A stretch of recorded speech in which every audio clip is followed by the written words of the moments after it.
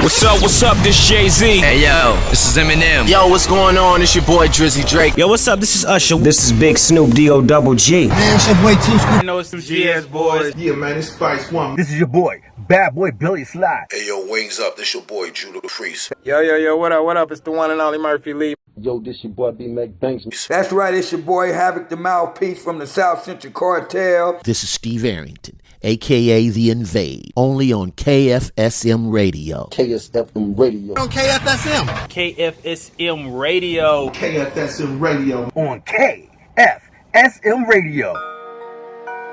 KFSM. It's your radio station. KFSM radio station. KFSM radio station. I'm tuning in. Hello, family. We are back. We ain't nowhere. You know what it is. It's your boy today, my man DJ M Nunez, and we got the boxing aficionado in the building. Listen, he rock 'em, sock 'em, robot. They can move. Hit him with the jab. Hit him with the jab. Hit him with the jab. Please put your hands together for the one, the only Miles Bailey in the house. How you doing? Man, it's amazing, brother. How you doing today? I see you got the Goose Neck. Oh no, he told you it was coming. Yeah, the Goose Neck. Coming. Goose Neck. We're gonna sponsor these kids to get the next Steph Curry. Come on, how about that? For our listeners, our 2.3 million who may not know who you are, just take a minute and tell them who you are, where you calling from, and what's good with your family. Yeah, I'm from upstate, but I started in Queens, New York. Then I went to Vegas. I went to the boxing scene, and I just been doing it for the last 45 years. I came, I guess, Bed-Stuy, South Queens Boys Club, fought Apache in the Bronx. I did it all. Fought in the Golden Gloves, still in the game. My daughters is working in boxing. I got my other daughters coming in to get their promoter's license. Chloe Wilson, she's working with my other boy, MS King Management, so we're going to start that soon. Lily and my daughter, Chloe Wilson, they're going to be the two queens, and we're going to talk about that as we get on. But I want to get the Ike Iabuchi thing, because that's what this is about, because Ike is about to turn it up, and Michael Hunter, of course, but I want to get Ike in there because Ike just came off that beautiful win that I predicted. Remember? Fourth round knockout with TKO. Right. He said, I ain't want no more. I got Right. quit. No mas. He did the Roberto Duran. No mas. So I said he was going to get him between 3 and 4 because Ike is that kind of fighter.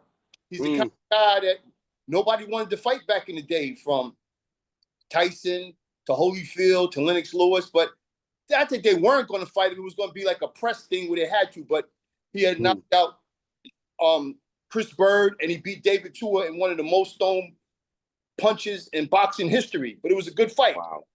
It's unfortunate Ike went away for a little while, but Ike will be back. He fought August 23rd. We talked about it the day before, and we're going to work on something the next 30 to 45 days to get him back to fighting him monthly. Because I was talking to Sam Watson last night. He wants him to fight James Toney. And yeah, Sam said also he has a 147 that he wants me to work with. He's 20-1, and he wanted me to put him on the card. Sam, we call him Uncle Sam. Sam is the man. He's with all that. But then we're working with Shannon Briggs, who is going to be hopefully fighting Ike. My man Nirmo, one of my partners, is going to be training him because he's the advisor group with us. And Shannon needs an opponent to tune up on first. So once Shannon gets his opponent to tune up on, we probably set that fight up in early spring. And also McKinley will be training Ike, hopefully, if we can work that out, because Stacey has had 6 world champions. And he was with Mike Tyson and a whole bunch of other, he got some kids now, but he had Sam Peters. So again, we putting that together. Okay. And next I have Israel Mercado, 140, Demetrius Long, 147. Demetrius is a debuter, and Israel is 13-1-2. Siobhan Steelwell, Ron Gavel, and hopefully we got fighters. Yeah, there's a show coming up here in Albany, November 1st. I'm gonna try to get my man Josh, the promoter, at the Armory. Rollin is running that over there, so we putting that on. And then last night I talked to a man, Jerome Debo from Vegas. He has 2 heavyweights for me, and Debo been in the game for a minute. Met him at the Mayweather gym, and we were there with my man Otis Pennington, who has a couple of guys. And Rydell Booker's from there too, from the Mayweather gym, that we can get him in. And also I asked him about Carmel Newton. That's what I was talking to Sam about. He said that's Mayweather's fighter because I had a chance to get this kid. He's 7-0 now with 6 knockouts. He's 18, but I could have got him when he was 16 because my man Fareed called me and said, Miles, I got a killer. Fareed Abdul Samad. He said, Miles, this guy is really, really good. And he's only, but right now, Carmel is 7-0 with 6 knockouts. He's the real. Okay.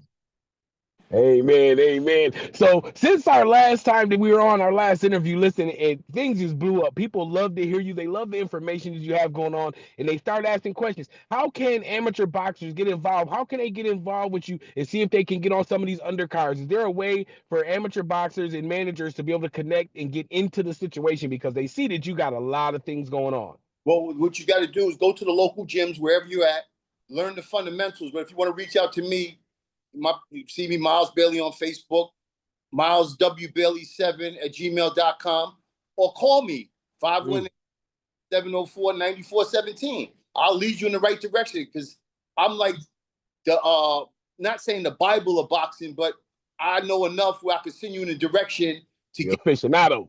Yeah, to get aficionado. I start my predictions. I'm like spot on. I mean, of course, I'm gonna be wrong. Nobody's perfect, but I'm so right at it. People always call me. Why? Because I've been doing this. I've watched. I did it.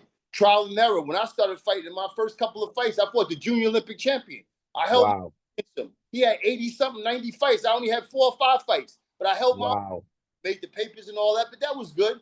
But that's the kids involved because you got to start young and you got to get a good trainer. That's important, people. If you don't have a trainer, you're not going to go far because you only can go as far as your trainer takes you. Because you could have all the ability in the world, but if your trainer is not there to put you where you need to be, you're going to fall short.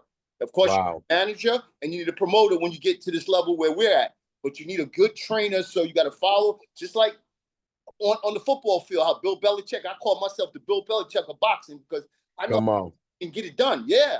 And I like some of my boys, the cut man, Richie Schwartz, I call him the Rabbi, Marshall, Dante Ortiz, and even my podcast boys, Drew Titan, Ellie Setback, Bruce Gass.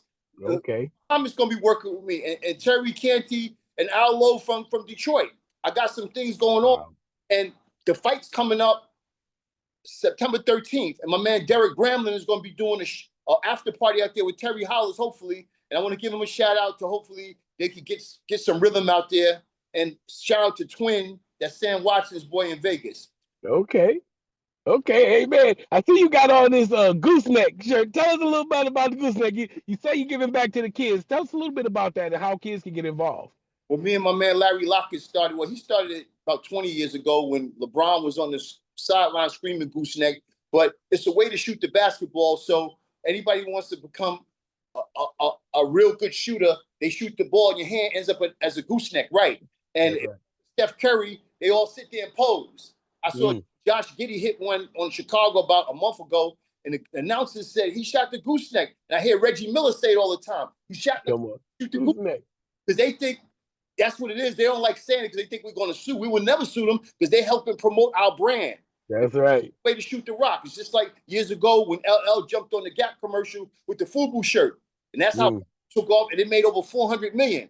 We just need one basketball player that can shoot the rock to back this brand because this will go on forever for my kids, my grandkids, forever. Because there's only one way to shoot the rock. That's right. And that's what the Gooseneck, baby. So you're setting up, because you got to do a lot of nonprofit stuff. So you're setting up like nonprofits or community center for the Gooseneck?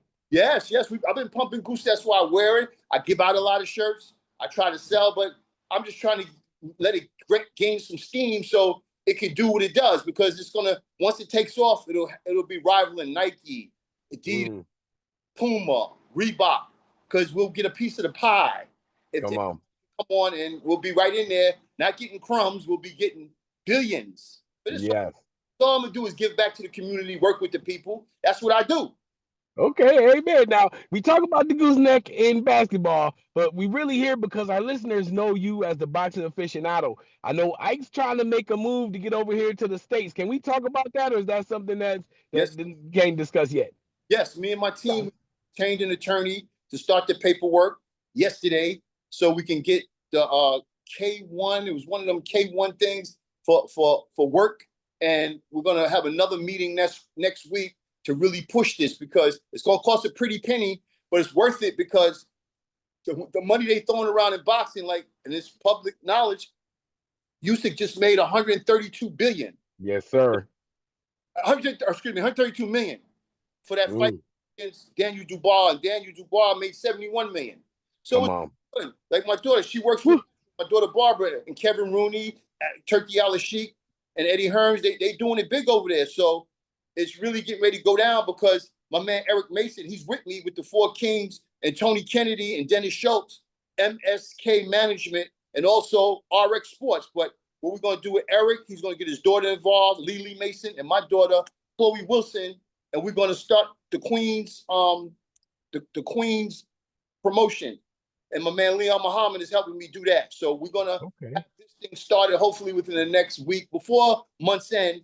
And we're going to start those fighters that I've been saying I got rolling on. But I want to give a little shout out to my boys from the Boogie Down Bronx, Edward Santana, Felix Santiago, I used to fight with, Louis Duval, Alan Kanye. All these guys are in boxing. I know they loving it. I know they're going to hear it. They know I ain't forgot about him because Louis was the only guy that ever knocked down Roy Jones, Louis Duval. Come on. Yeah, yeah. No joke. And my man Bernard Brown from Baltimore, he's the one that hooked me up with the Four Kings, so we good. He was an ex-fighter too. He's a good brother. Also to my man Jonathan Felton, who's with Razor Rada. He wants to get these guys to come at it from the 90s to get everything going again, so get boxing like it used to be, because Razor fought Tyson to a standstill. He lost both times, but it was a good fight. But again, go back to the Goose Neck, my man Tim Simmons, Ian Powell, they in basketball, my man Larry Lockett. You know, we putting this thing together, and it's going to make billions. It's going to be on its way. Amen, amen, amen. Now, you mentioned a lot of names. You do a lot of shout outs. How important is it for these young men that are and women that are coming up in boxing to understand they need to build relationships with people? Because boxing is a mean sport. You think you got to go in, mean, F everybody, I'm going to knock somebody out. How important is it to really be able to be a professional when the time comes and make these relationships? Well, basically, you try to keep your word with people because boxing, I'm not saying it's a dirty game, but it's a game of opportunity. Everybody's trying to get the other fight. Everybody's trying to do their own thing. But once people know you know what you're doing, they'll respect you. But the people that don't know what they're doing, it's just sink or swim or, you know, be killed. But again, once you get up there in that level, you can recognize 1, 2, 3, who's who, what's what. That's why people, every show I go on, I give not just people shout out, but I get it going. I want to give the fans what they want. They want to see fights like yesteryear, like Larry Holmes, Muhammad Ali, George Foreman. Rock'em Sock'em, like when he fought Kenny Norton, and when he fought, he also fought Jerry Cooney, and he had with Ron Lyles where they went back and forth. 1976. I was a little kid. I remember like it was yesterday. If those guys fought today, they'd make $100 million for that fight. It was a fight. Larry Holmes versus Ronnie Lyles. I mean, George Foreman versus Ronnie Lyles. That was a good fight, and both guys lost, but. That's what people want to see. That's why the UFC has gained so much steam because of those guys going there. Boom. I'm not a fan of it because I feel when you get a guy down, he should get a chance. But you could jump on a guy's head and continue just to take him down.